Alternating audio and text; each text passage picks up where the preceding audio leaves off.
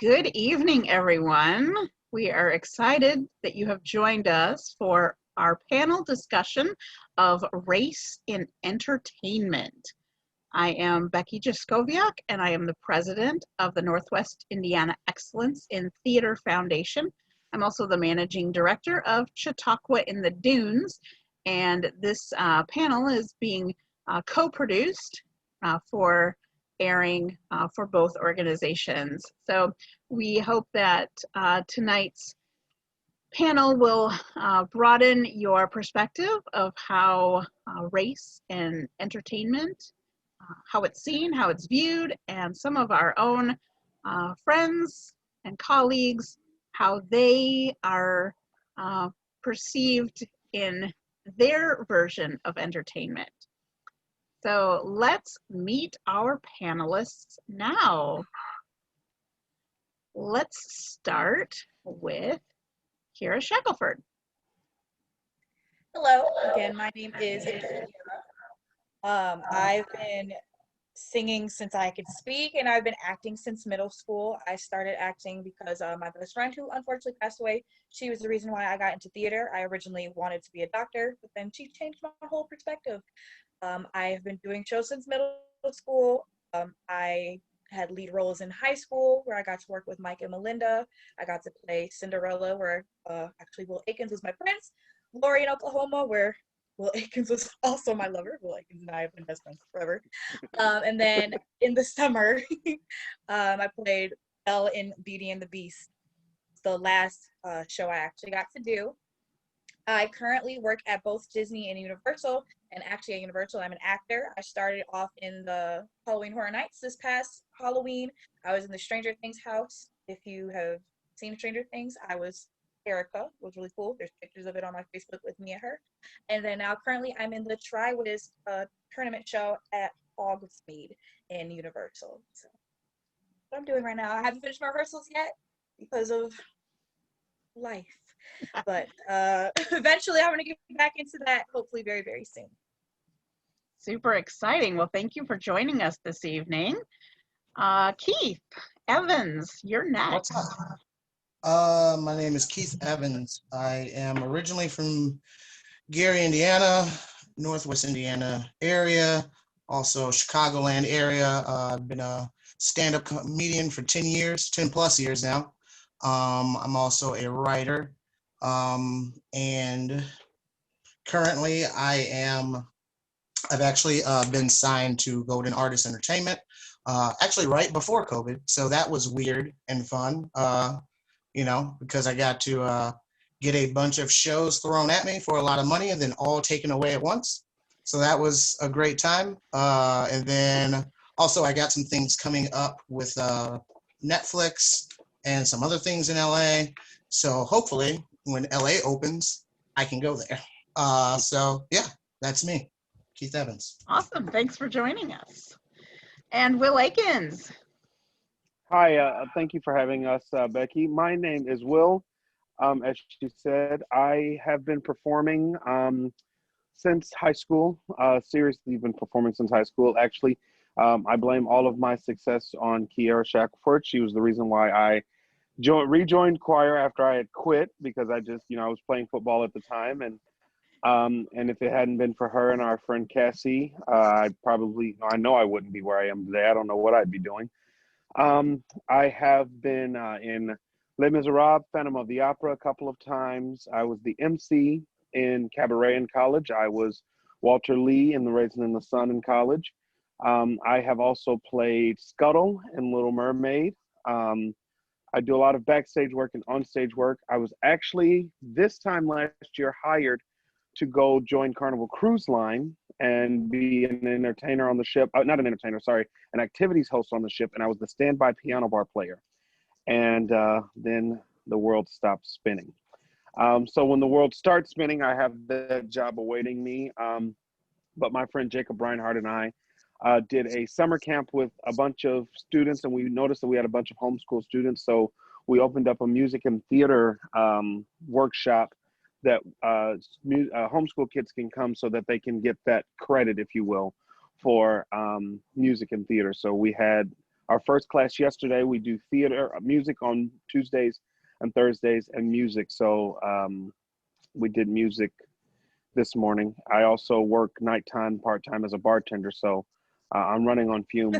I'm running on fumes now. I worked a 12-hour shift yesterday after I taught, and then got up this morning and taught, and then had to go and do some more paperwork for parents. So, but I love it, and I wouldn't trade it for anything in the world. Maybe a couple $100, a couple $1,000, $1 million. That's it, $1 million. Yeah, That's yeah, my final answer.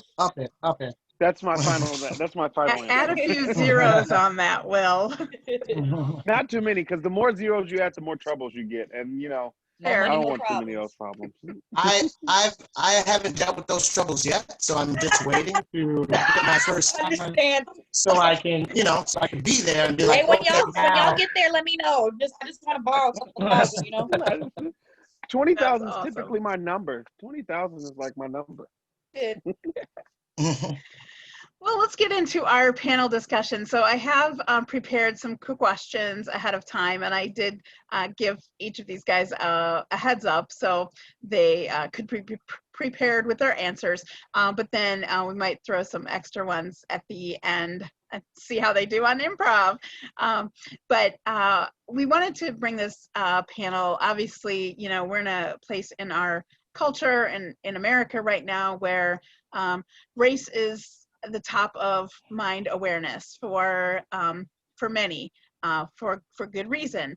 And while it should have always been top of mind conversation, now it's being forced to be top of mind for those that may not have had it top of mind. So we just want to have an open conversation today, and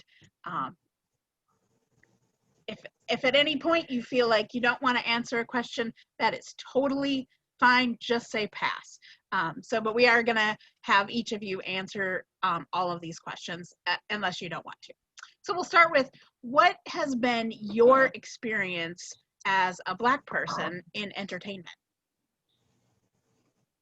So fortunately for me, going to school in Maryville, it was very diverse, and Mike and Melinda did an amazing job at making all of us feel like we are included.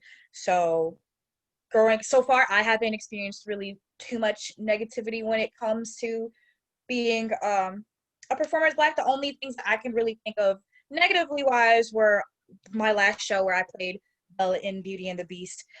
I even played Cinderella too in Cinderella, and although the kids, kids saw me as those characters, Cinderella and Belle, I know that some of the adults kind of had they weren't as excited to see me. But fortunately for me, that didn't bother me. I was grateful that the kids saw me as those characters. Like with Belle, we did tea time with Belle and performances, and the little kids would even color their sheets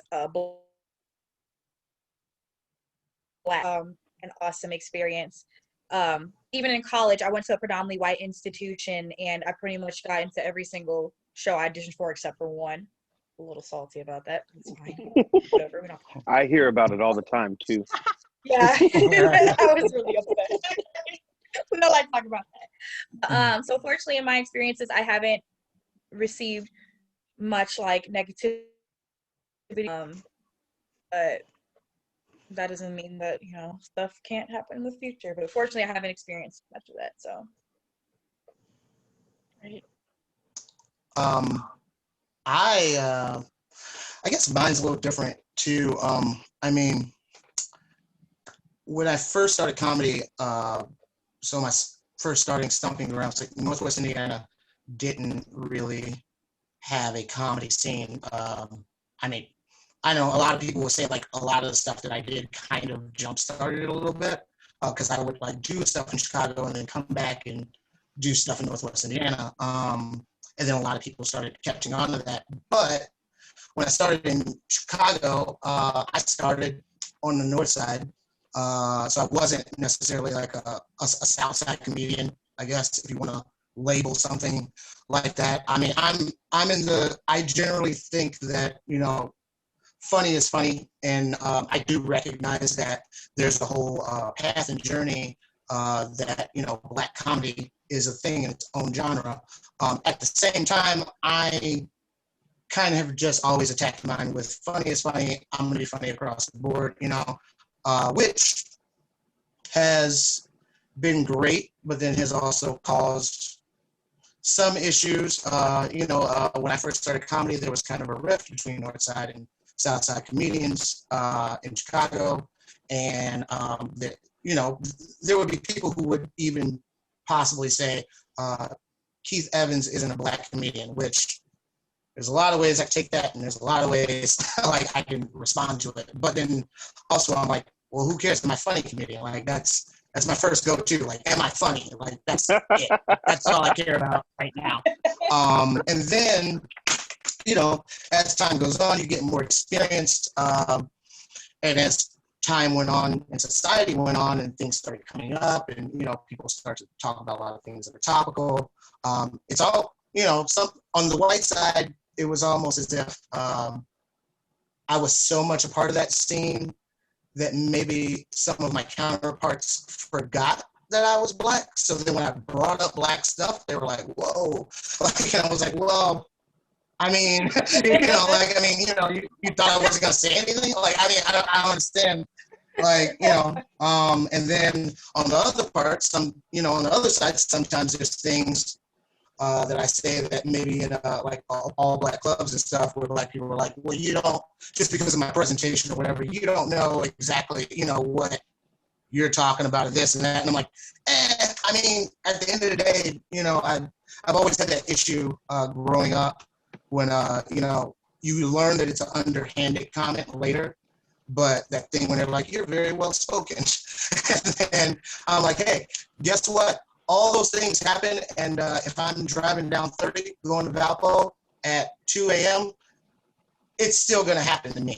Like it's not gonna, like it's not a difference. Like, so there's a lot of that I had to deal with, and I try to involve all of that in my comedy. Like I try to involve every perspective that I have and every experience that I have, and recognize the experiences that I don't have.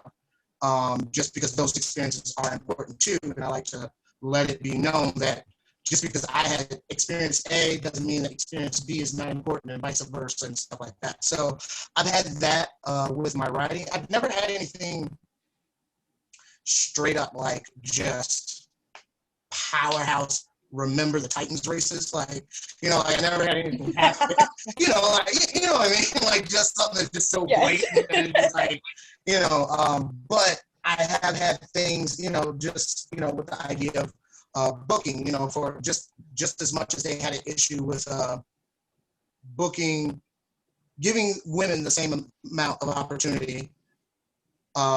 They had the same thing with, like we get, most bookings were, you have a line of 5 or 6 comics. We got to have one Black one and one woman. Like that's, and then, they get lucky, they get a Black woman, then they cut those 2 out the shelf, and then, the rest of them are white dudes. Like, so that has happened. And I, at the time, I just kind of roll with the punches. I'm like, just trying to force my way. It's like when you're in any job or industry, you're like, at first, you don't want to ruffle any feathers. I mean, it's feather ruffling season now, I feel like. And we are all just in a thing where we're like, no more. Like, and we're just, being very concrete and firm with everything that we want from Black people, from Hispanics to women, like everything. So I'm glad that that's improving. But yeah, like I said, I came up in a weirdly different way, but ended up experiencing those things that you think I might experience on a later basis. I actually share some of those things that both Kiera and Keith talked about. Like so we did have a really great program growing up in Maryville with Mike and Melinda, that there was no seeing of color, unless they're, but they weren't colorblind. I don't necessarily like to use the term colorblind, because when you're colorblind, right, you're seeing shades and variants of gray or black. You're still, if they appreciated our culture, they appreciated, different things. Like we gave Mrs. Reinhardt her black card. You know, Invited to the different cookout. things. And they got invited to the cookout. You know, that's things that within our we were talking about, you know, what do Black people, just as people in general, have as a culture.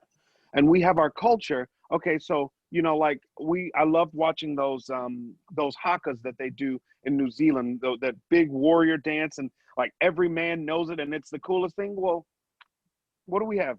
You know, Poe Out for My Dead Homies. Like, we don't have anything really until you go all the way back to your roots, to, you know, your native African roots of what tribe were you from. And for a lot of Black people, they can't really find what tribe they were from because of the history that we come through. And, you know, and so one of our things is inviting people to the cookout. If you're cool and you get an invitation to the cookout, that You means cool. that you have been socially accepted. Like, if I pull up to my house with people in the car, they have passed the test. You know, they're going to be cool. But, you know, that was one thing that I did love growing up in Maryville is, you know, we did shows that were not other schools at the time would have and were doing shows that catered to their school, or that forced their school, hey, you're going to do this. And, you know, you have schools that are primarily all white doing the whiz and doing a really bad job of it.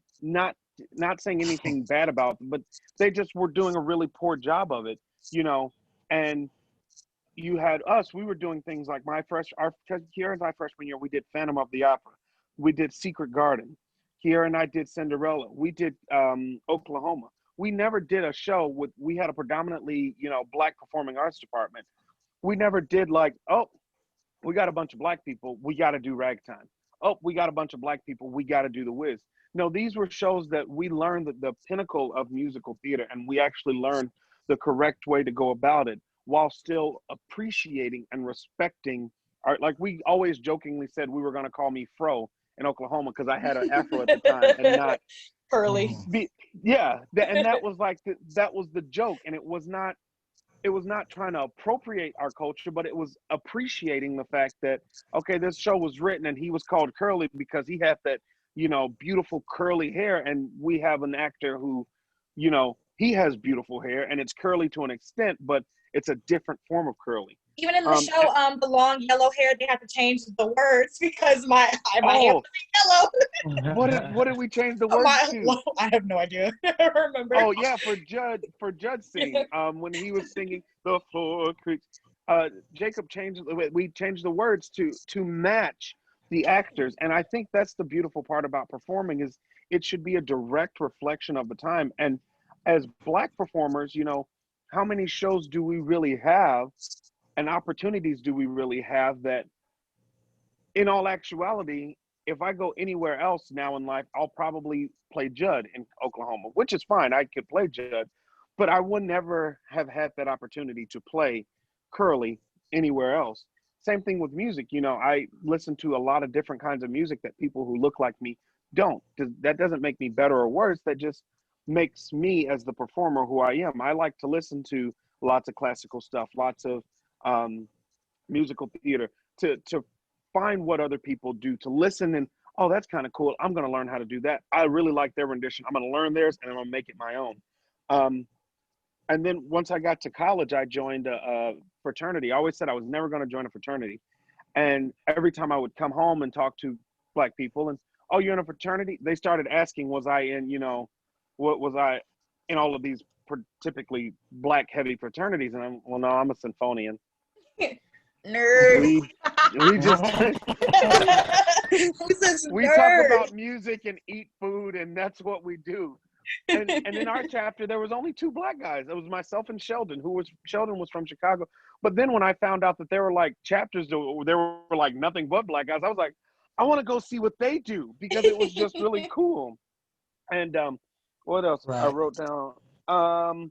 So yeah, like kind of like what Keith was saying, then you get to this situation to where you become kind of like the token Black guy, to where people have you around and they know that, you know, oh, this guy's pretty cool. He speaks well. You know, we can get him, you know, if we need, in the performance world, we can get him to go on stage and be Black, but we know that but I have been to an audition personally to where they were like, hey, can you be like a little bit more black?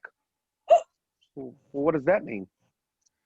I'm sorry, is my non-stereotypical version of myself offended? Because I'm not black at all. I'm just, I'm not black. Kiera, are you okay? I'm just nothing. You better than me. That's all I can say. But it I has feel like happened. that's one of those things that you see, like, there's been so many depictions of, like, making fun of that, like, when you go into auditions and they're like, can you be a little more black, for whatever character you're auditioning for? And I would see those, I was like, is that really happening? Like, I was like, is that a thing? Like, and then I heard it firsthand, like, not only from you just now, but from other people who have done auditions, and I'm like, holy shit. Like, I was like, how do you respond to that? Like, I've also been told doing a show that, and we were doing it I can't remember what we were doing, but it was the way that a group of black people would have acted in the time frame, and the director was white and said, oh, that doesn't look right, that wouldn't happen. And it was a church scene. That's what it was a church scene. And so, like, all the girls had the big hats, and they had the fans, and they were talking back. And I have been to several churches. I've been to Catholic services. I'm Baptist myself, and I've been to Methodist services. And black people do talk back in church. It is a very vocal, open line of communication. And if you don't, the pastor will call you out and say, am I not? And he will punish you almost. He'll be like, okay, fine then. You all just got 3 extra pages on the sermon since you don't want to talk. So, but, I have had that situation happen to where it's been like, that's not right. And we're trying to, how do we tell you that, well, no, this is how it really happens, but you've never really experienced this. Your only experience of this is through movies. So I always, when people ask me about this question, like, what is it like to be a black performer, a black actor in a white heavy industry or in a white heavy area or this, I always think of my ethnomusicology professor, Dr. Dan Miller, in college. Always, he loved the African culture. He loved all music, but he had African musics in his office out at the Wazoo. And his favorite phrase from this tribe was, I am because we are. And I don't think that only just speaks to the culture of I am because we are, as in we are the black people, but I am because we are, as in the community that is around us. And we have a connection within ourselves that I can bring my history and my heritage and my everything, and you bring your history and your heritage and everything. And that's the beautiful part of theater, is that we can say, all right, I've experienced this and you've experienced that. Now let's find in the middle to where we can show this to the world so that the world can have a black Curly, because Curly did not have to be white. So the world can have a black Cinderella, because the Cinderella does not have to be white. The world can have a black mermaid and people not lose their mind. And I have to remind everyone that a mermaid is a mythical creature that doesn't exist. So why does she have to be white? Because I had to defend that. And I just thought that was absolutely, as long as she has red hair, to me, that's all that matters. I love it. What you said regarding the community theater, and I bring this to the table, you bring it back to the table, and we see how we can measure together. Like, isn't that what our country is supposed to be right now? Isn't that what our world is supposed to be, though? It is what our world suggested. It's what our world should be.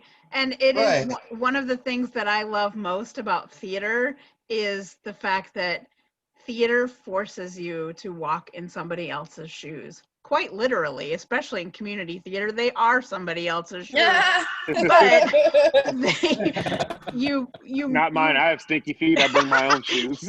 you are forced to look at a situation differently than you yourself would, and that's the beauty of theater to me. You guys have all touched on. Oh yeah, go ahead. Oh, I'm sorry. I was just gonna say one of the best things I ever did for my stand-up was to do theater. Like, theater helped me with my stand-up so much that it was like insane. I did theater with you guys at the Crown Point Theater, and I was like, holy shit, like, it just made me a better performer, because then I just had that constant, I don't even know what what it is. It's just something about just constantly doing this one thing. Well, here's what it is. Sometimes you're scatterbrained as a comedian, and instead of concentrating on the jokes or the bits that you have that clearly work, you want to constantly try new things, and you kind of get that freedom of doing that. For the most part, it doesn't work out because you're not concentrating on those few things and making those few things better.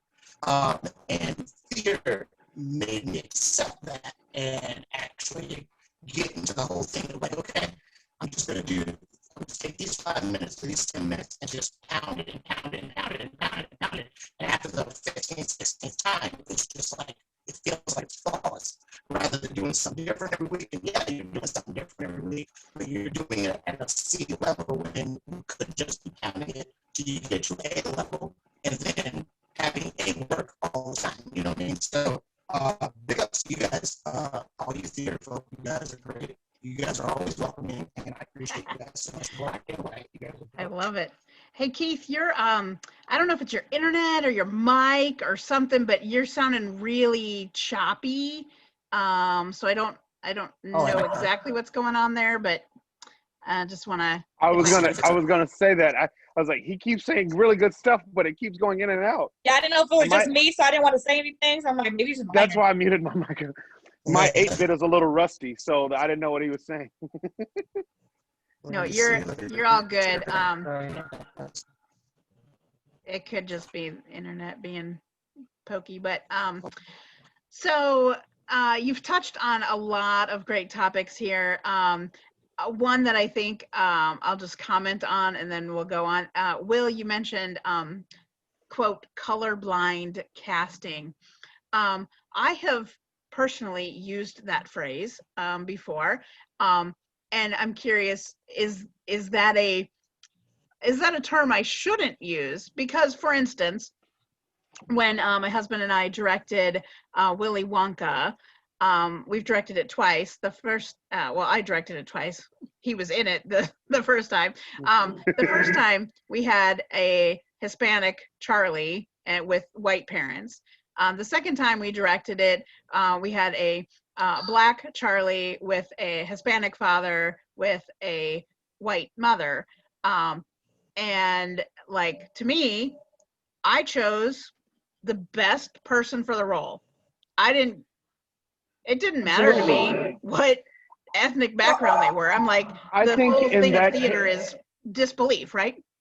I think in those cases, the term colorblind casting is all right, because that's what you're doing. You're casting not to the color, you're casting to the talent. And that's how it happened when we did Phantom of the Opera.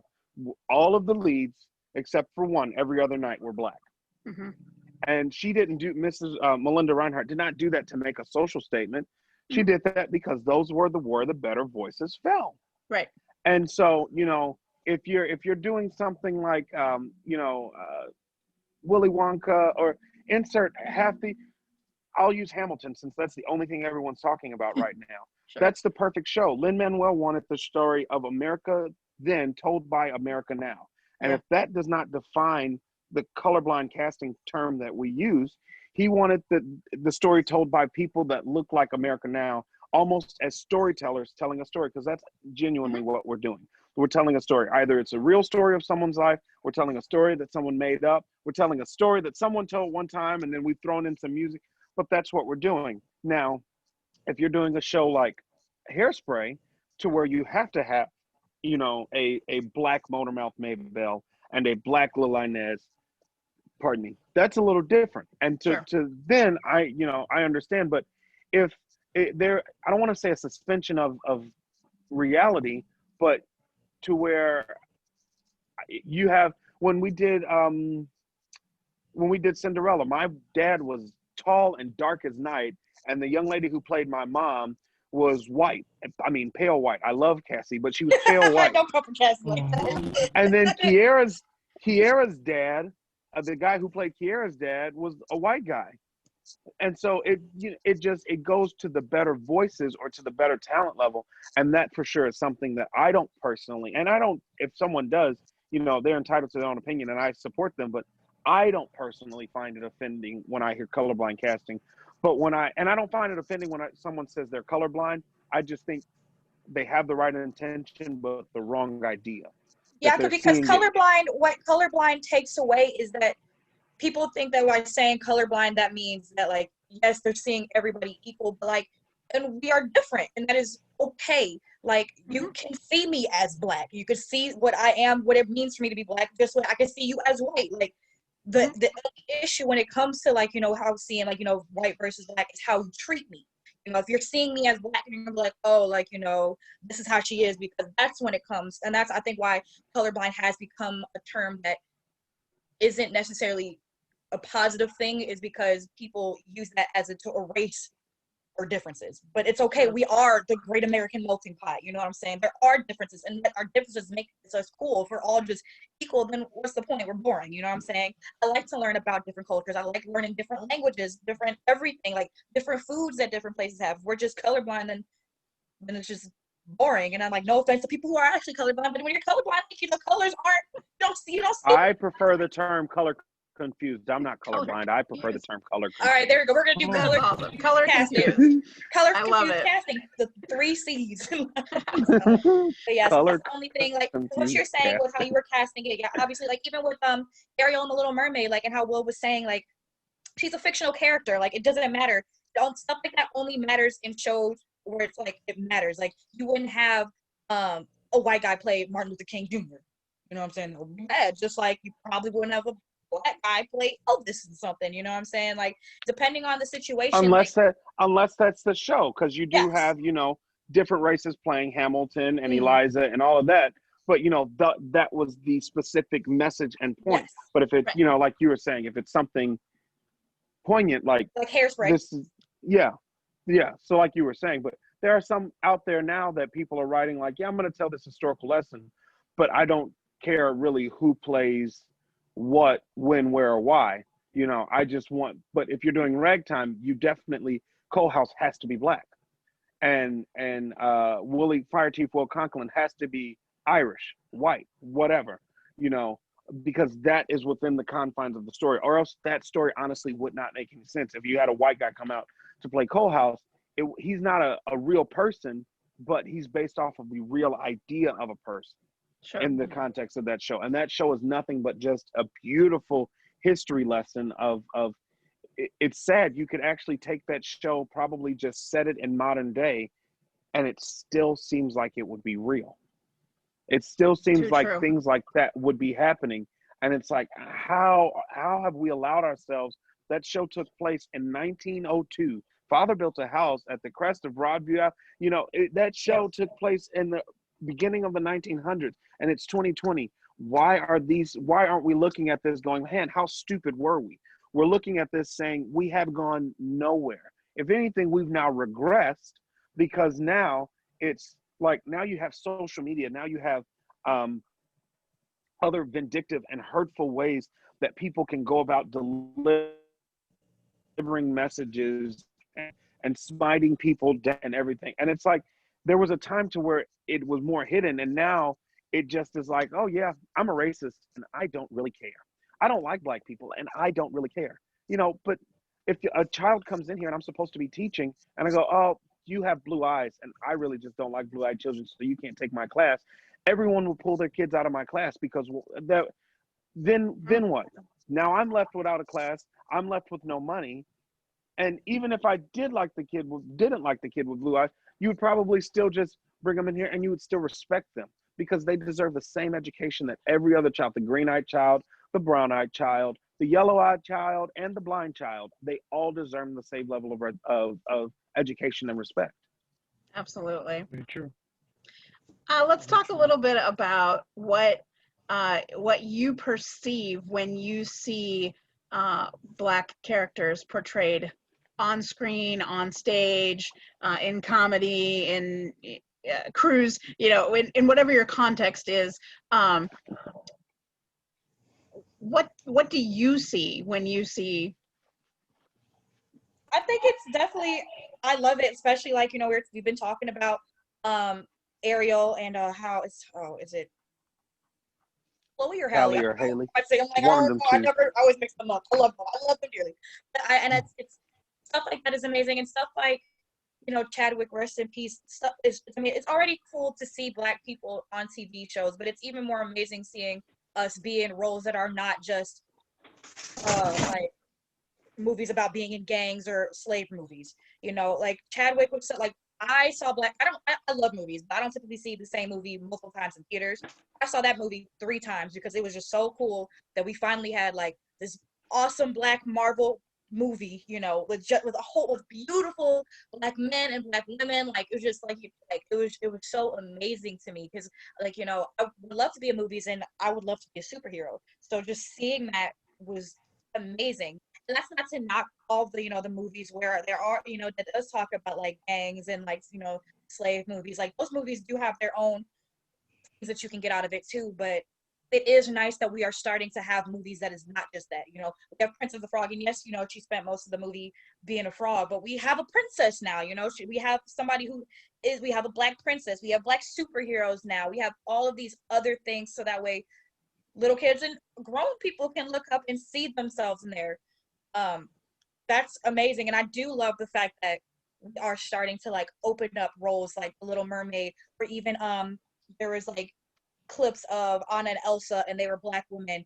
It is amazing that we are starting to see past the, you know, just because they were white, because like, you know, in those movies it doesn't matter them being white. Them being white has nothing to pertain to what the movie's about. So it is nice that like I can feel confident now and go and audition for a show, because there would be some shows that like I would audition for and I'm like, I'm not going to get it because I'm not white. You know, now it's like I can audition and, like, you know, yes, maybe they still might go with how the character typically looks, but my chances aren't 0% now. You know, I have the chances and the opportunities to become, like, I mean, I got to play Belle and Cinderella. Like, I got to play 2 different Disney princesses. Like, it's nice to see it. It's nice to see representation, and it's nice that we're starting to move past it. And yes, there are still some people who are very anti it, because people are anti-Ariel. I think in the Fantastic Four, the guy who played the fire guy, I didn't really like Fantastic Four movies. Whatever his name is. Didn't Michael B. Jordan play Johnny Flame in the reboot? Was it I don't think Michael B. Jordan. He did. He did. I think it was Michael B. Jordan in the reboot. Oh, okay. He Playing did. Johnny Anyway, Flame. it was so much. Yeah. People were so angry about it. Or like, I don't know if any of y'all are nerds like me. God, what's that show called? The cartoon Teen Titans. And there's a black starfire, and everybody was freaking out that it was a black starfire, like stuff like that. Like, even though like she's an alien, so it doesn't really matter. You know what I'm saying? Like, it is nice though that it is being moved on, and like we are seeing that. And even though we still have a long way to go for people to just, you know, just get fuck over it. I hope I can say fuck. Get over it. Get over it. I'm going to say it, keep and then I'm going to saying say, it. I hope I can say it. But say you will have to bleep me out in the edits. I'm sorry. It'd be nice if you could just I get thought over it was going to be me to drop the first F-bomb, Kiera. Nah, I Come mean, on. Keith was cussing too, so I thought it might be okay. I assumed it was going to be me because I was like, oh, they're classy, they're theater. Like, you know, I feel I'm so the- good about myself. I'm the comedian right on the other side of the tracks. Like, you know, I don't have- I'm good about myself right now. I really do. I'm about to say, I've yeah, not you dropped a haven't single dropped one bomb, so I'm very proud of you. But And Kiera knows me. I love to swear. but yeah, honestly, get over it, because it's gonna keep happening. It's just gonna keep happening. So everybody in the comments who read it, you just gonna have to learn to get over it. I'm sorry. I think that okay, this is what this reminded me of when you were saying that. When COVID happened, then people started slowly going back to work. You know, with the different, you know, I took a job bartending at a brewery, and you know, there were a lot of different protocols and procedures that you have to do and get people to do when they come in. And it's the whole idea. They kept stressing the thing about, you know, we have to retrain the regulars. So I feel like that's kind of what we're doing as far as like casting and stuff. We're retraining everybody's thought process, because I mean, clearly there are some people who are like legitimately upset because of whatever their views on race are, but then there are also people who are just, I'm not making excuses for anybody, but there are people who when you're just used to one thing, then when something different happens, it stirs up some sort of emotion inside you. So then, people are just like, oh no, not my Superman, not my Batman, whatever. Like, and you're just like, well, I mean, it wouldn't be a thing if it never was a thing. So the idea is to retrain so it's not a thing. And when that first starts out, that's going to be trouble. That's going to be like, people are going to have an issue about it. When you asked the question originally, Becky, I was thinking about like, it depends on what era of time, I guess, that you talked to me about it. There was an era of time where everything was so cut and dry, black and white, that for me, a person who actively sought out from both sides, I was just like, well, why isn't this, or why isn't this that, or why can't this be this? Like, why can't this person be black or whatever? And not even any issues of any, like, because sometimes I'm just like, oh, okay, well, that whole family is supposed to be related. So if most of them are white, all of them got to be white, I guess. Like, that's how I thought at first, or that's at least how I was trained to think by the media and TV and stuff like that. And then you would have things like, oh, like, you guys got all these blah, blah, blah. They put all these money into your shows, behind your shows, producing them. And then we get stuff like, Homeboys in Outer Space. I don't know if you guys remember, that was a show that was like ridiculous. I was just like, why is this happening? And, just stuff like that. Like, it was just so goofy that it was just like, what? Like, what? And again, not trying to necessarily shit on that, because me and my friends get into an argument about the show Martin all the time, and that's a whole nother Zoom for another day for me. Like, as far as when it comes to, there's a lot of stuff I appreciate about the show Martin, but there's a lot of stuff I rewatched it and I was like, this is overly weird. Like, this is overly, sometimes it's overdoing it for me. But then also, I'm just one person. I'm not out there protesting about it. I'm not out there taking Martin off the air because it's doing this to black people or whatever. I don't care that much because it's just a TV show. You know what I mean? Sometimes white people seem to take those things a little more seriously than other people do. And, they get riled up and things happen. And it's just like, at the same time, sometimes people will pose an idea. I remember there being a thing when a lot of genders and races were changing for traditional characters in pop culture that we know. And then somebody put up a thing and it was like, how about we do this? And it was an all black cast for Scooby-Doo. And I was like, we don't need that. We don't, like, that's unnecessary. Like, that's not what we're trying to say. Like, we don't need to change everything. And I feel like that's how some people think. Some people think that we want to just change everything black. Like, which, to be fair, if for some reason that happened, it'd be like, okay, if we just did that for 100 years, we'd be even. I don't know, like, it could be fine, I guess, whatever. But I just feel like, people have to be retrained, and people that retraining takes clearly open-mindedness from the audience, but also, I guess, the willingness to do so from the performers or the directors or the producers or whatever. Like, the willingness to, take a chance, like, because there's a lot of things that are pioneering moves, and usually the pioneers get the worst brunt of the hit when it's talking about change. You know what I mean? So sometimes that's going to happen, and people just have to get over it. And, hopefully, as it gets more normalized, as it happens more normally, then it's less and less and less and less of people complaining about it because people are just used to it at this point. I mean, how long weirdly did it take us to get used to wearing masks at this point? Like, I mean, sometimes I think about that. I'm like, it's only been this amount of time and it's ingrained in my head. Like, phone, keys, wallet, mask, like, and then go out the house. So it just takes, sometimes it takes beating people over the head with it a little bit. But also, I don't agree with, sometimes a casting like that comes off as somebody doing it for the sake of, here, we'll do this to make them happy. Way. Yeah, like, and I hate that because then that takes away from any sort of creative direction, from any sort of like, you know, when you're just basing it around this, like, I'm gonna write this movie because I want to make, I don't know, I want to make Abraham Lincoln black, which would make sense and would be so confusing. But it's just it's there's a fine line. I feel like there is a fine line, and you know, I think we've all done it before as a country.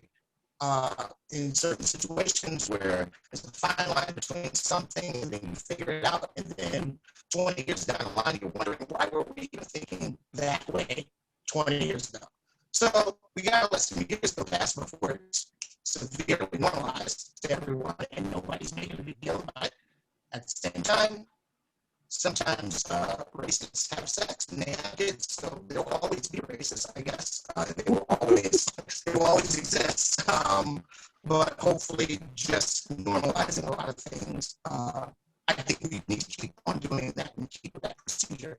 And then that way, you know, at the very least, we have a reunion for the Zoom call in 20 years and be like, hey, like everything is, you know, this, and then he will be trying to help Becky out. And Becky's like, there's no more black people on TV. And you're like, I'm kidding, but like, you know, I'm just saying things change over the course of time, so we have to give it time, you know.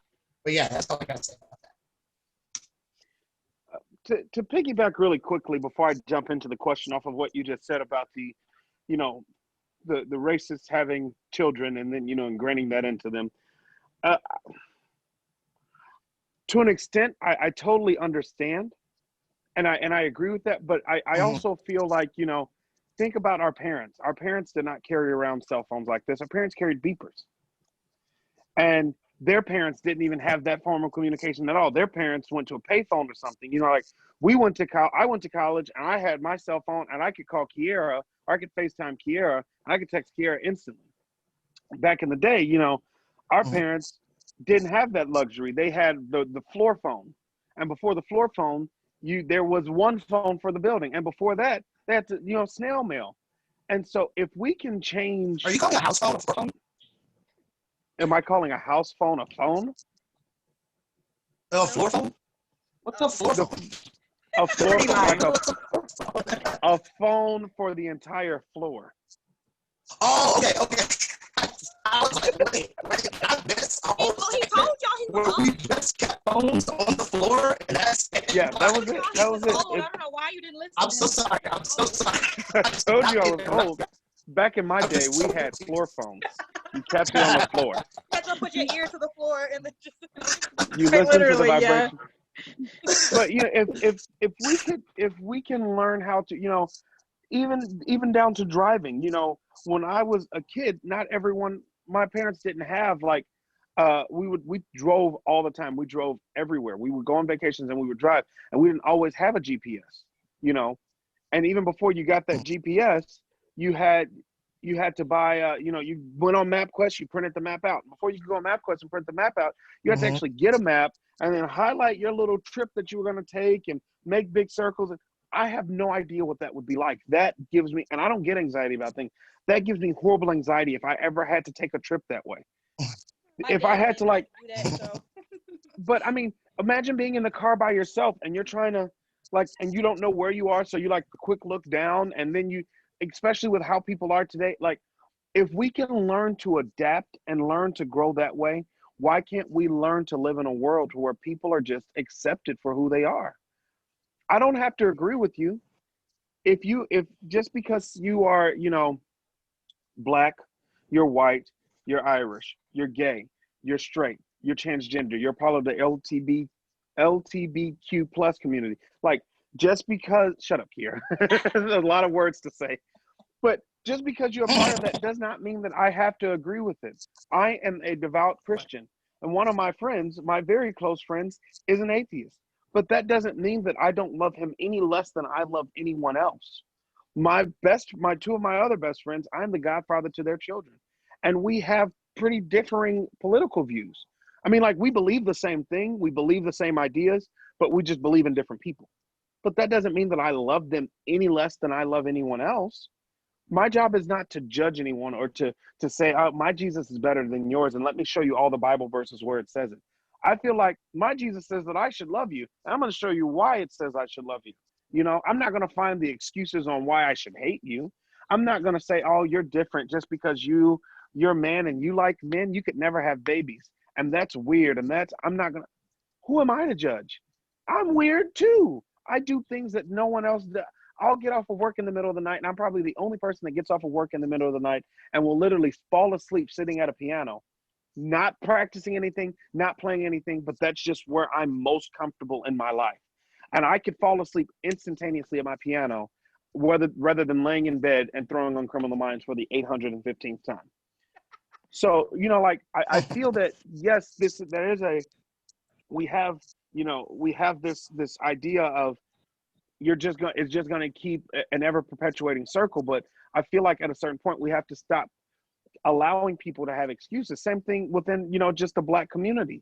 I'm noticing a big change in the Black community of how we are dealing with it. It's now becoming okay for people are standing up saying, hey, Black men, you have feelings, and that's okay. Tell me your feelings. Because now, instead of you going and running and hiding your feelings and becoming angry and doing this and doing that, you're going to talk to someone, and you're going to talk to me through this. And we're going to, men in general, you have feelings. It's okay. So I think that's what we have to understand, is that if the world can keep turning and everything can keep evolving, I just can't buy the whole, well, that's how our family was raised. Our family was raised like this. Well, yeah, my great-great-great-great-great-grandparents were slaves. And if somebody told me to pick something up off the ground, it's going to be some smoke in the city because I'm going to have an issue. But I just wanted to say that really quickly. So because I took up most of my question time, I'll make my other points about Becky's question really quick. So I don't remember who it was, but you talked about Batman and, Bruce Wayne and all of this stuff. All of these shows evolved from something else. They all evolved from old Shakespearean theater. They all evolved from even rap music. Rap music evolves. They sample classical artists. They sample jazz artists. They sample Otis Redding. All of these. Lion King is basically which one is it? Julius Caesar, right? Hamlet. Sorry. Yeah. Look, it's been a long day, but so all of these they come from different things. So for you to tell me that we can't have a Black Batman, not you personally, but for someone to say you can't have a Black Batman because historically he's been white, I guarantee you could go off on a completely different storyline and find out new things, because every Batman has been the same. His parents died, and so he had a lot of money, and then but just imagine having a Batman and his butler being a Black woman. And he comes in, and the way that he talks to her, it's almost like this auntie-nephew, nephew situation, and how that Batman would fight and interact and live and breathe and everything would be so different. So it would be interesting to see, not saying I want a Black Batman, but I think that's the beautiful part of growing and evolving, like I was talking about, is, the ability to, okay, we did this because every family has done it. Oh, I'm going to recast this with people that I know. Oh, I'm going to recast this movie, but I'm going to put a whole bunch of Black actors in it. So who would we do? I put Will Smith here, and Denzel would play this. Like if Harry Potter was Black. Yeah, and to me, it's a cool idea to just have in your head. I'm not saying yes, we need to make this happen, but to play that game, it happens all the time within confines. Kiara will remember this story, and this true story. When we did Cinderella, Melinda brought her nieces to see the show. I love this. And her nieces loved all of the Disney princesses, and it was right around Easter. And she took them. She had these dolls, all of these Disney dolls, Disney princesses, and she wrapped them in brown paper, and she just let them randomly pick. Well, the one who loved Cinderella opened up the actual Cinderella box. And they were out, and so I guess the rule in their house on Easter is you get your present, and then if you want to exchange, you make fair trades and you barter and whatever. Well, she was surprised to find out that the young lady had given away Cinderella in exchange for another princess. And she said, I thought you loved Cinderella. And she told us that the young lady said, Well, I actually met the real Cinderella at your school, and she has brown skin. Because I teared up. I'm like, in the purity of that child's eyes, before the world could get to her and corrupt her, she met Cinderella. Someone who she had seen here, I believe, perform before because they came to all of our shows. But she met Cinderella. Cinderella, the one that she met, the one who signed her program, had brown skin. So at some point in time between that youthful adolescence, there we go. Somewhere in that time between that youthful adolescence and becoming an adult, we get this effed up mentality of this is the way that the world has to be. And if the world is not this way, so that just goes to show you it's not a born trait. It's not something that occurs naturally in nature. So it's something that's nurtured into you. And to me, we're getting to the point to where it does you no good to think that way because the world is changing. The world itself is changing. Everywhere is changing. And so, it's like my aunt, Lord bless her, but she has an iPhone now. Or my grandmother, she only talks in emojis. But she felt that because everyone else was using emojis, so she'll send me a full paragraph text message consistent of, and I'm like trying to dissect these hieroglyphics like shoe, smile, car, set. Oh, okay, she's gonna kick my butt if I don't come and call.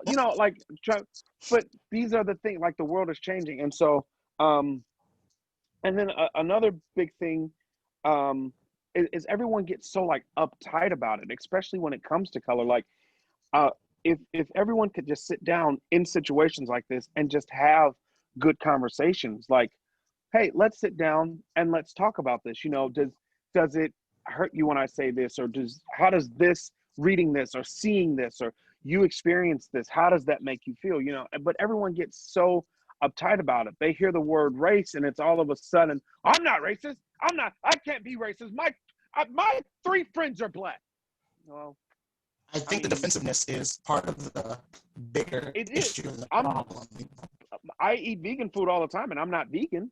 My friend makes me vegan crap all the time, but I'm not vegan. But that doesn't, to me, it just doesn't, like, what's the point of you saying, I can't be racist? I have 3 black friends. Well, if you can count how many black friends you have instantaneously, I can't count how many white friends I have, or Polish friends, or Jewish friends, or atheist. I can't count that many, I can count how many alien friends I have. It's only one of them. He was real nice.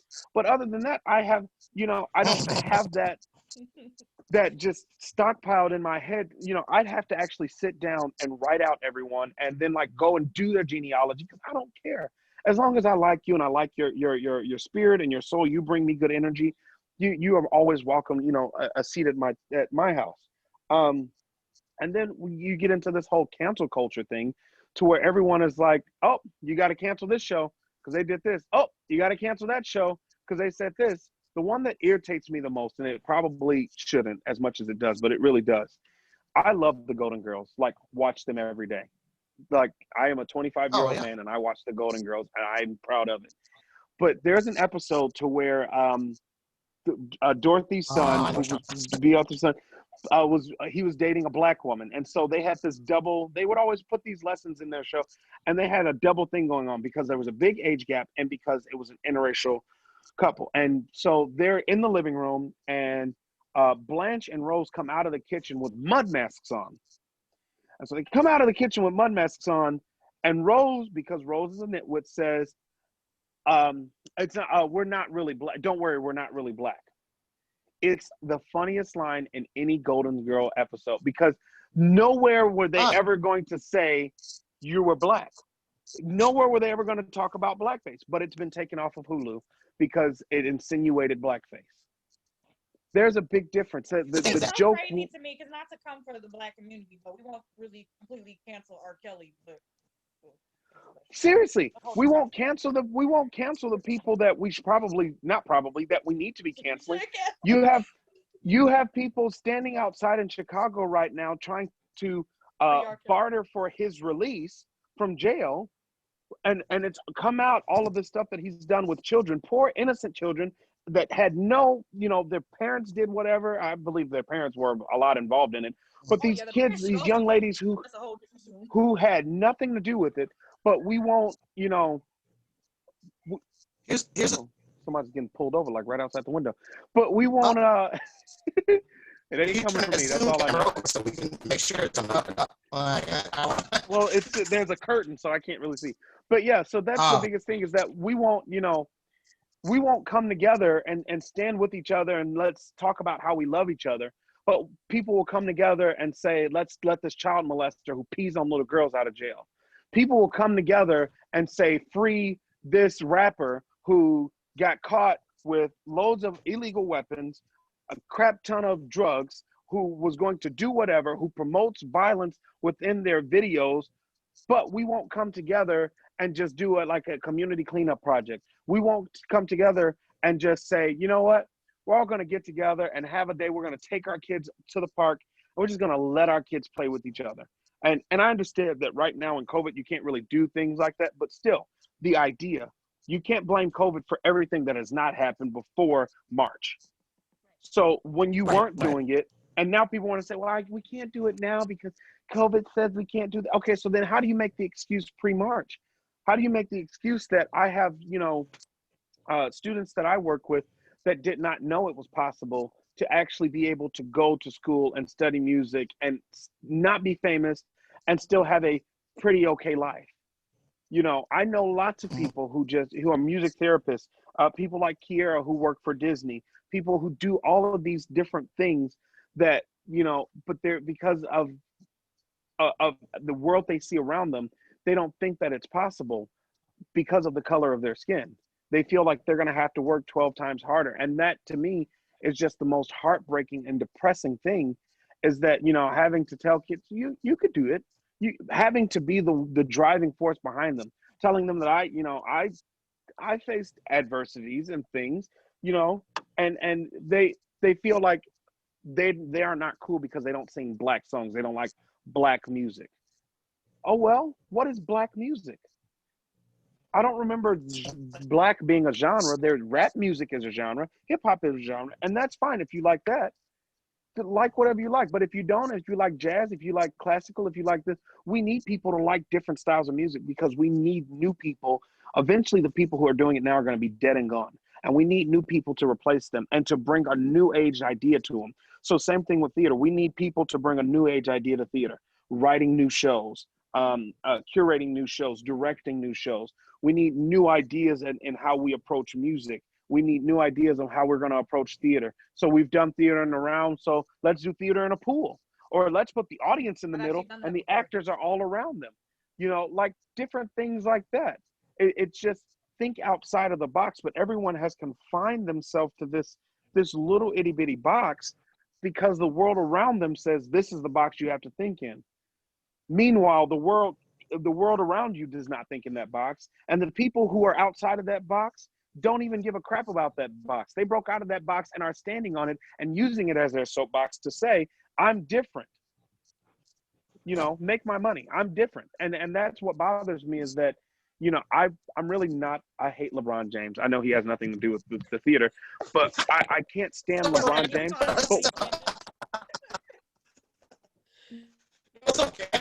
No, but seriously, there are not enough actors and actors, theater folk that do the same kind of you know, humanitarian work that he does. He opened up a whole school. He donates his money. And there are not enough actors, people you actually see on TV every day. You know, you had Chadwick Boseman who was doing it. He was going to cancer hospitals when he was battling the same disease himself. And we all were just so unknowing to it, you know. But how many times do you see like actors just, oh, I'm going to do this, and you find out about it later? No, they don't go unless the camera's there. But there's never a time that you just find out that, yeah, they do this all the time, but, you know, they don't tell anybody because they don't do it for. LeBron James is always constantly throwing his money at kids. I can't stand him. He's a horrible basketball player, but he is. But when you think about it, that doesn't happen on the stage. People aren't trying to do that, and that's where we need to be funneling our education. Let's get kids together and say, all right, so we're going to talk about uncomfortable things about how, Sylvia, your parents might have owned Billy's parents. All right, so everyone gonna hug and make up.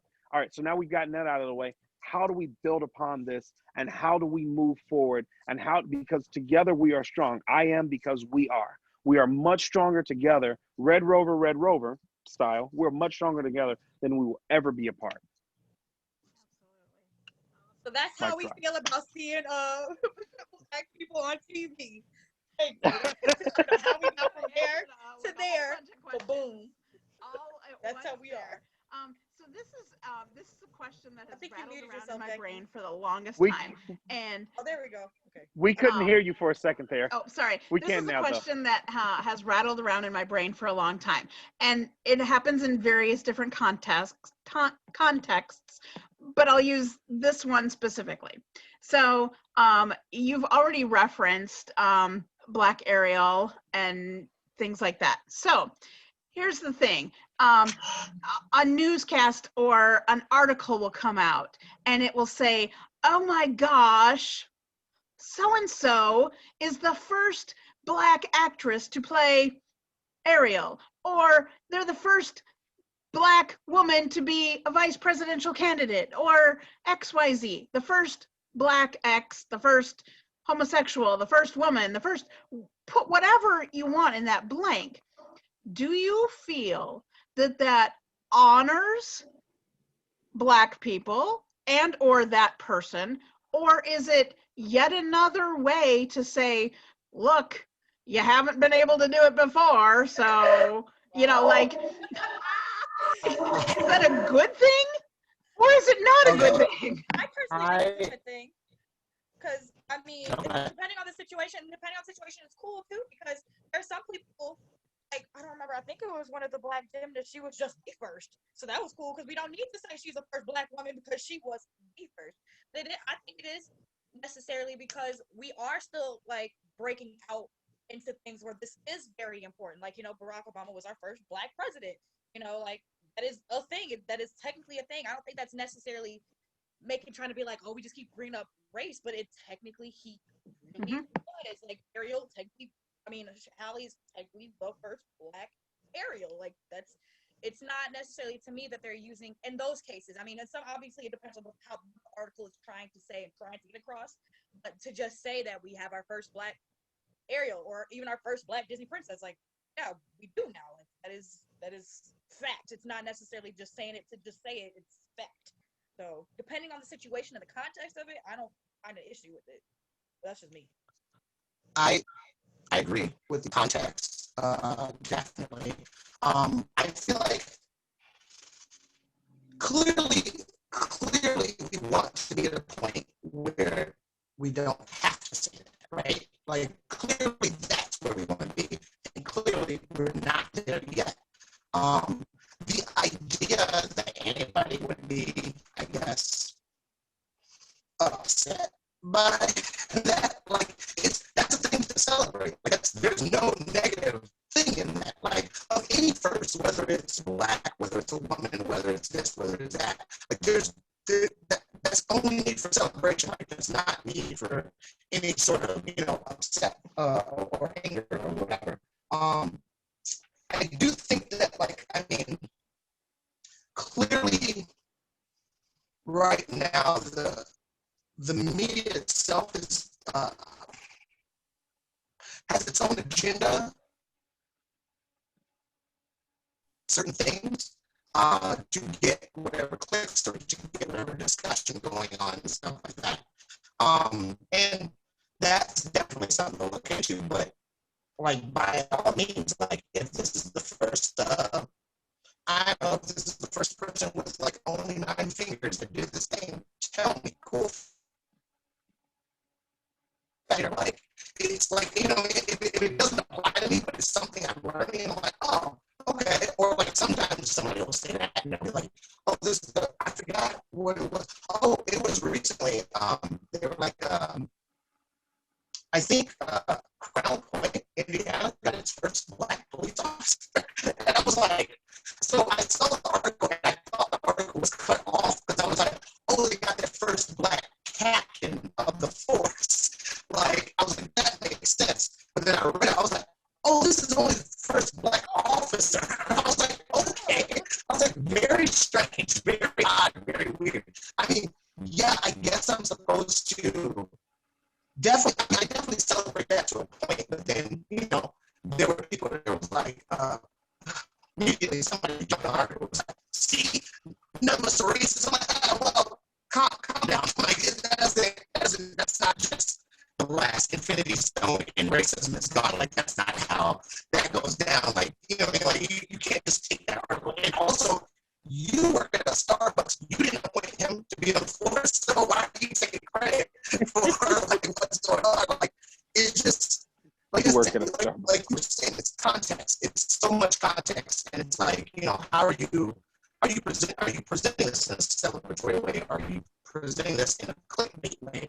Like, or are you know what I mean? Like, because they do stuff like that a lot of times. Like, and it's just, I don't know. It's very strange and very weird. So like I said, I think it's a case-to-case basis. Like, I mean, like almost anything is a case-to-case basis. I don't think you should jump on every, you know, situation and be like, okay, this thing is automatically, you know, celebrating or downgrading this situation. It's a case-to-case basis. See how they're presenting it. See how the, I don't know, the community is accepting it. I don't know. There's so many. It's such a complex box.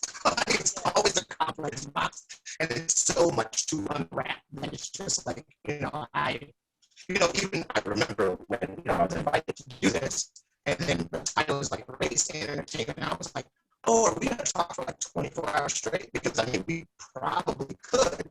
Like, I mean, just there's so many different things like that we can attack about this and say what's wrong with this and what's right with this and how this is progressing. And it's just, I always say, you know, I understand when people get so very, you know, optimistic about things, and I love optimism. I'm generally an optimistic person myself.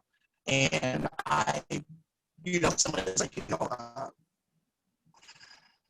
they're like, this is the time. I've seen somebody post something, and I've heard people say, like, this is the generation where we're going to end racism. And I'm like, well, I mean, I don't know. I mean, let's end systematic racism. Let's end active racism that's affecting things. There's always going to be racism. Like, I mean, I feel like, you know, the dominoes you set up for even like with slavery and stuff like that, and just the thought process of that, that's a lot of dominoes to 2020 now that you have to individually pick up to get back to, you know what I mean?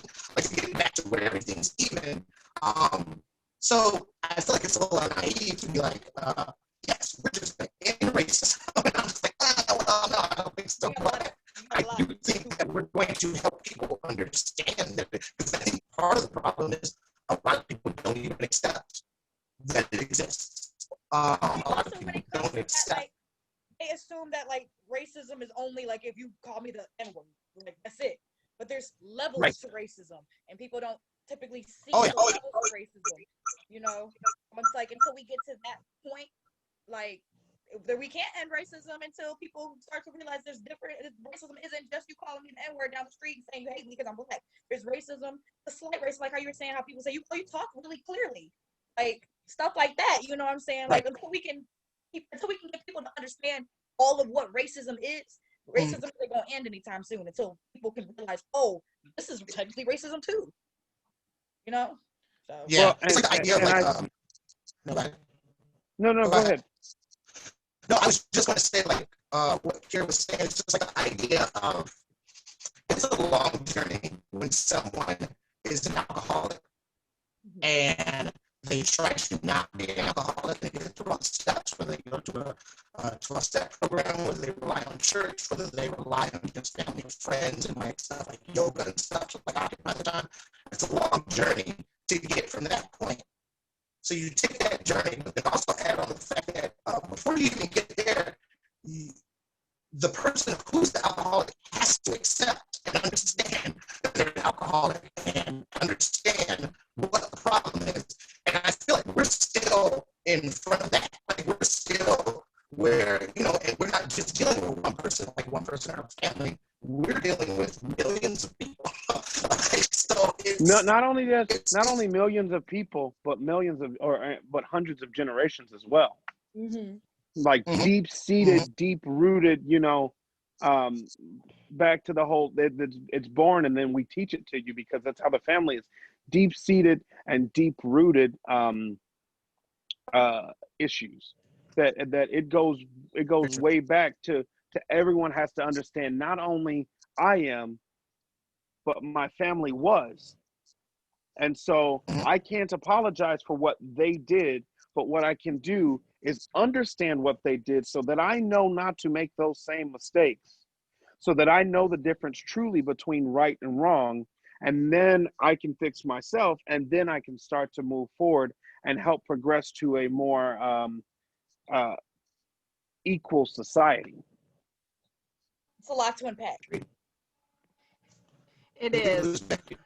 No, I'm here. I cut my video hoping that would help the internet connection. So I've been sitting here listening without video just to try to help the connection, but it didn't necessarily help. But I tried. That's the message to people. Hey, sometimes cut off your video and just listen to help the connection. That's right. See, turn in the ears, turn out the eyes. There we go. Ears on, eyes out. Okay, so as we wrap up our panel, what can we, as white folks who live and breathe and share the same space, whether on stage, off stage, watching you, on screen, whatever, what can we do better? Definitely what we just joked and laughed about, the listening. And also listen. Okay, so I was in the only other Zoom meeting I was in a live, and this person kept asking questions, but they weren't, there's a difference between asking questions because you genuinely want to learn versus asking questions because you just want to argue. So as a help to listen, and also listen without trying to, just figure out different ways that you can argue against what we're saying. You know what I'm saying? Like, listening is only part of it. Listening and genuinely wanting to learn and understand, but also don't always expect, because one of the girls in the Zoom, he was like, you have to understand that some of us don't want to have to teach it all the time because we're living it. We got to deal with it. And now you want us to teach it too? Like, that's a lot to have to deal with on a day-to-day basis. So for both, if we are giving, the opportunity, if we are giving our time to try to teach you something, to listen, but also understanding that sometimes we're just not going to want to do it. Sometimes we're going to tell you, go look it up. There's different articles you can read all over Google. There's different people you can listen to. There's YouTube videos of it. So sometimes it is listening. Sometimes it's doing your own research. So we don't have to add that on top of the list of all the other things that were going on. That is nice. I'm about to say I'm grateful that the majority of my white friends, or pretty much all my white friends, because at this point I don't associate with the people who refuse to listen, but I appreciate that they listen and stuff like that. They do their own research and they go out and defend me more than I even have to defend myself, and it's amazing. So that would be my biggest thing, is to listen, but to also take the initiative to go out and to learn it yourself, because I can only teach you so much, and if you still don't get it, it's nothing else I can do for you at this point. That's my thing. Yep. And to your point, I did ask, there are 12 people that I asked to be part of this panel, and you see there are 3 of you that were willing to take your time to teach us. So thank you. And that's okay that they didn't have the energy. Like, Absolutely. It's a tough time to be live right now for everybody. So. I think I definitely agree with that. Oh, sorry. Let's do Keith next. Yeah. Okay, sorry about that, guys. Like we were saying about maybe those people, like maybe some of them like get something else to do, maybe whatever. Okay, so I also think back on with the protests this year, got really like amped up, like everything with George Floyd, everything like that, everything kind of amped up, like, because I hate to say when the stuff began, because it's always been like, that's not a statement to say like when it began, like it has always been. It's just when everything got amped up, it was getting covered a lot more reaction was happening to it. I remember feeling like, there were so many, even like my white friends who were, going to protest and doing this. And, sometimes I looked at it in a sense of like, okay, like, well, I mean, I did look at it in a sense of like, what is this doing? Like, what is this doing? Because we protested 20 years ago, we protested 40 years ago, we protested 60 years ago. Like, I had that initial thought. And I was also diagnosed with my own personal depression or whatever at the time. I remember telling somebody that I was like, I very much appreciate you guys doing this. I was like, because honestly, after a while, there are points where, like now, as a person in his 40s, I'm tired, man. Like, it's tiring. Like, it's been tiring just to be Black in this country. And I probably haven't even gotten 50 to whatever 75% of the stuff that a lot of other people have experienced. But for me, just knowing my own experience, it's tiring. So sometimes I'm just like, just let them do what they do. Sometimes like that's just my brain capacity where I'm just like, well, I mean, I'm glad all those white people out there, and they should actually be out there, doing some of the heavy lifting, like in certain like aspects of it, because I mean, clearly, there's a lot of it where it becomes a situation where William, Kiera, myself can say we all work at a job together. We can all complain about something over and over and over again. And sometimes it'll take Becky complaining about it in order for something to get changed about it. You know what I mean? And that's unfortunately where we are in a lot of the whole, thing. I eventually changed my tune to that because then it became apparent in my head. I was just like, there's no way I'm staying home and missing this. Like, what I mean? Like, I have to be there. Like, I can't talk about it.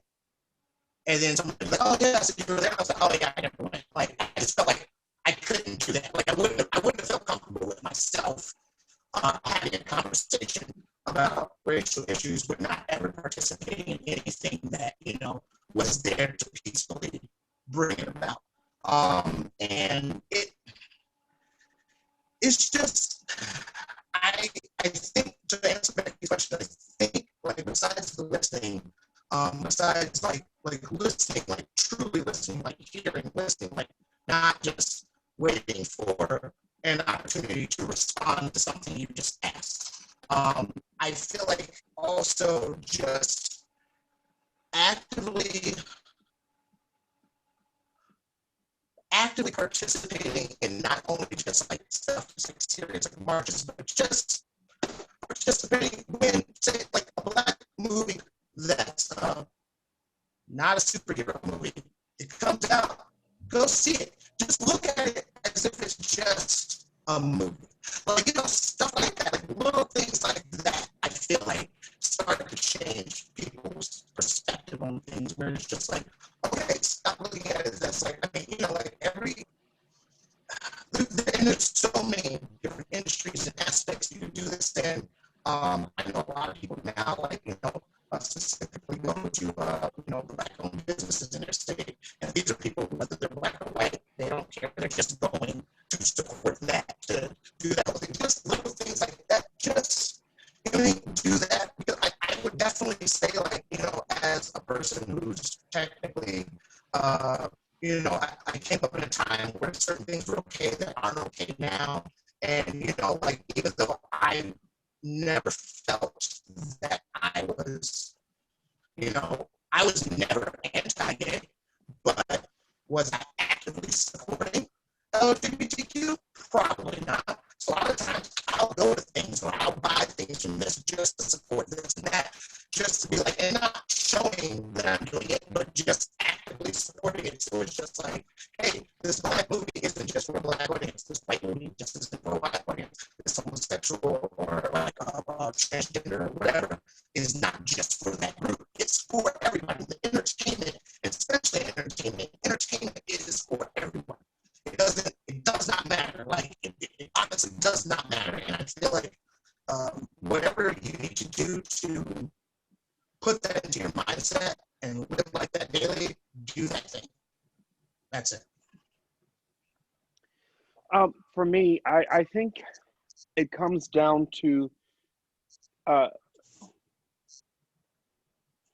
everyone, and I mean everyone, and I do mean everyone, needs to take a step back and look into yourself. Look at ourselves. So me as not only a performer, but me as a black man, me as a as a person who spends their time, working with kids a lot. I spend my time around lots of different types of people, old people, young people. Um, I go from, like, in a day, I could go from real extremes. I can go from working with kids to working in a place where those kids could not even walk in because they're not old enough. So I deal with a lot of extremes in my day. And I think that if we can all understand and really understand that we are equal on the inside, that we are all the same but different, and different in a way of I'm like a flavor on a lazy Susan, and you're a flavor on a lazy Susan, and even just between Keith and myself, we're both black men, but we're different within ourselves. Not only because he's a comedian and I'm an actor, but we could sit down for 20 minutes and probably come up with a list of 300 things that we both find we have a slight different view on. And if he and I can come to that understanding of sensitivity to different things, then there should be no reason why I can't sit down with someone white and come to an understanding of sensitivity of different things. Why I can't sit down with someone and just, hey, I was in Hobart, and I was walking with a friend who I had met, and they were up from down in Terre Haute, and it was late, and we were just walking around the lake, and she was like, shouldn't we like go? We're in, like, there are a lot of white people around here. And she was black, and I said, why? And she was like, we're black people, and we're walking late. And I said, and? That kind of stuff really bothers me. That I'm not saying she was wrong in her thought, but I also not wrong. There was nothing. I've never felt afraid to be in Hobart, but I'm not saying that she was wrong. But that's a constant thought process that we think every day. But white people think it too. It goes. That's been going on forever. Think about the Griswolds vacation when they were on their trip. All right, kids, roll them up. That black people feel the same way. White people feel the same way. So once we realize that we all have areas to where we go and we feel uncomfortable in certain areas. We have situations we go in where we feel uncomfortable. We have things that happen in our day that make us uncomfortable. That makes us the same, just about different stuff. So once we can, and things like you reaching out and saying, hey, guys, I'm doing this, would you be willing to be a part of it? I will always be a part of these things, just to tell people, hey, it doesn't have to be a big, the world is not going to change tomorrow. It's not. There are going to be some people who are just old and they're set in their ways, and they have the best heart and they have the purest of intention, but their intentions in their heart do not match up with the ideals of today. My great grandmother, love her to pieces, but she's 92 years old, 93 years old. And she doesn't, the whole gay thing doesn't just click with her. She comes from the deep South, from a very different, almost a century ago. But we have gay people in our family, and she loves them dearly. Why? Because we love people. That's what we do. The Bible tells us to love people. The world tells us to love people. Theater tells us to love. Love is love, is love, is love, is love. So if that is the only thing that if I could only get one thing, like I could smack it and ingrain it into everyone that I meet, is to love people. Like, just no matter what. And if someone is bothering you and there's something about someone that you two aren't seeing eye to eye, find something, work harder to find something about that person to love, because that is where you're going to really find out how human you are and how grounded of a human you are and how human they are. And if they can work to find something about you to love, or if something that you have that is the same, oh, we both like Nike. Oh, your mom is a Cancer, so is mine. It could be something as minuscule as that. I love spaghetti. Your mom loves spaghetti, or you love spaghetti. You think your mom's spaghetti is the best? No, mine's is the best. This is what we're going to do. I'm going to bring her spaghetti. You bring her spaghetti, and we're going to eat it. Spaghetti up. Like, and seriously, it really, to me, I don't want to say it's that easy, because it's not, but it is. Like, I feel like it can be very simple. It won't be easy, and it will be uncomfortable at times, but you cannot grow comfortably. You cannot grow comfortably. You do not learn until you lose. And I feel like we have lost enough. And I feel that we as a society, not just Black, we as a society, we lost a long time ago. And so now it's getting to the point to where it's uncomfortable for everyone. And different protests and rallies or things are there for that, to make you uncomfortable. And now that the world has shaken and everyone is uncomfortable, someone's eventually going to have to pop open that top on that soda, and it's going to have to explode everywhere. But guess what? Everyone's going to grab a towel, dry themselves off, and still drink it. So like, that's what I think it just comes down to. It's just everyone sitting down at a table and understand. I honestly, and I'll make this my last thing and I'm done because I get winded. But I want to travel the world, and I want to discover the world through two things, and only two things. If I pick up other things on the way, that's fine. But two things: through their music and through their food. Play me your music and give me your food, and I guarantee you I will find something out of your culture to love. And if we can all just find two things out of every culture you want to find to appreciate, I guarantee you will be able to find things to appreciate. And that'll open up layers of conversation. It'll allow, because some people, like Kiera said, get tired of having this conversation over and over. They don't have the same mental, it's tiring. It really is. It's not just tiring to have the conversation, but what makes it really tiring is the fact that when we're all done with this talk, the three of us still have to walk away from here and be Black. Right. We Very still true. have to walk away. So as to where, you go to a lesson and you go to a lecture, or you go to one of these things, and then you walk away with stuff to think about, then your world goes on, and that sits in the back of your mind. Well, mine doesn't sit in the back of my mind. Mine sits on the top of my skin. And that's what gets tiring. Is some people and it's nothing against them, but it's hard. It really is hard, because we can't just put it to the back of my mind. I can't stop being Black. I could trick you on the phone or whatever. But as he said, going to Valpo, I drive home at 3:00 in the morning quite often when I'm working, and driving home, and my plates are fine. My license is fine. I don't carry any weapons in the car. I don't have a record. But yet and still, if I see a police officer, my heart skips a beat. And not the same way of, oh, he's going to give me a ticket, I'm going to have to pay this ticket. My heart skips a beat. It's like, okay, it's 3:00 in the morning. Who do I call to put them on the phone to tell them, that I'm about to get pulled over? Does everyone? And I don't know. Maybe other people have that same idea. How many times have you hoped for a ticket? Like, just give me a ticket, please. I'm pretty good at talking. I don't have boobs, but I'm pretty good at talking my way out of them. But that's the thing is that we have to walk away from this, and we don't get to wear it on. We don't get to put it to the back of our minds. We have to wear it on our skin, and to try to understand, to reach out to people, and to sometimes just say, hey, listen, if you ever want someone to talk to, if you ever want, I want to listen. If you ever get to a point to where if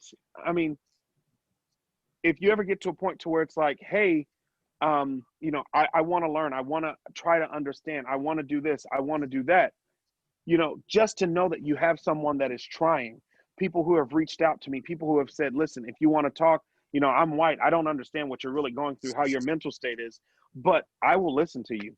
I might not be able to even offer you any advice, but I will be there to listen. Or I want to learn. I want to learn more. I want to know what a sundown town is. I want to know, that the idea of not being able to drive into a place after sundown because of fear of your life, that's something that Black people still face to this day. It is 2020. Like that to me, the stuff that we watch in old movies that are set hundreds and years ago and all of that stuff, it's still happening to this day. So until we can get to a point to where it is, it's like it's like so where do we go from here? You find those two things about people to love. You find what your two things are that you want to love, and you go out and you say, hey, listen, these are the two things I picked. I want to learn about your culture, and I want to learn about you, but I want to learn about it through your music and through your TV. What do you and your family, your household watch on TV, and what do you eat while you're doing it?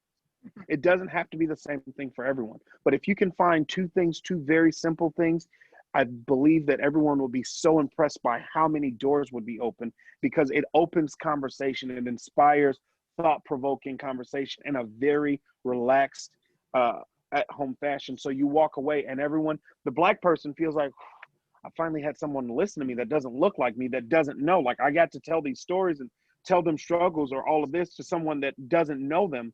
And then the white person gets to walk away, man, that's really deep, or that's really messed up, or that's crazy, or that was cool. So everyone walks away learning, but we cannot learn if we're going to be stone-headed and you can't teach me anything. Well, you're not going to learn anything because you don't want to learn anything. So that's all I have to say about it. Awesome. So this is airing on the 19th anniversary of September 11th, 2001. And one of the most vivid images that sticks in my mind and will forever be ingrained in my mind is as the buildings were falling, there were these pictures of people, running down the streets trying to avoid the collapse of the buildings. And every single person, every single thing about the photo, everything was covered in ash. And everybody, no matter how old or young or race or anything, everything was gray. Literally. There was no difference. Everything was the exact same shade because of that ash. It happens, in Mount St. Helens too. I mean, like, you guys are way too young to remember all these things that you learned about in the history books, but I lived them. I'm old. And those I lived through 9/11. It's true. Mount St. Helens was long before you guys, but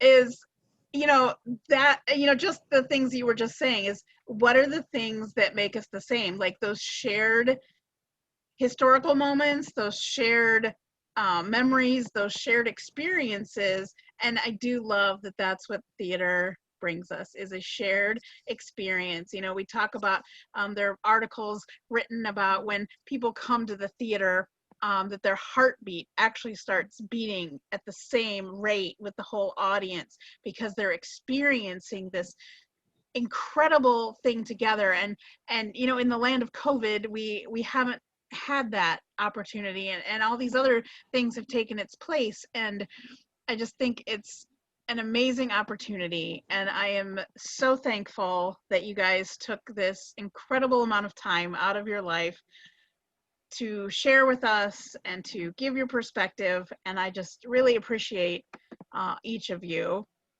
And I say thank you on behalf of NIETF and on behalf of Chautauqua and the Dunes.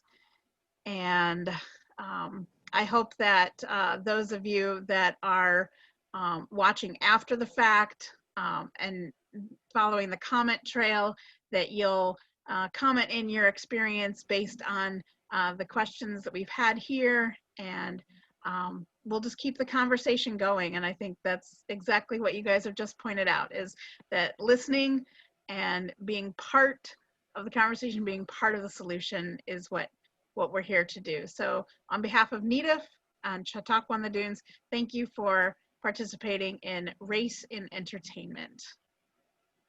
Thanks for having us. Yeah, appreciate it. Good meeting all you guys too. It's nice meeting you.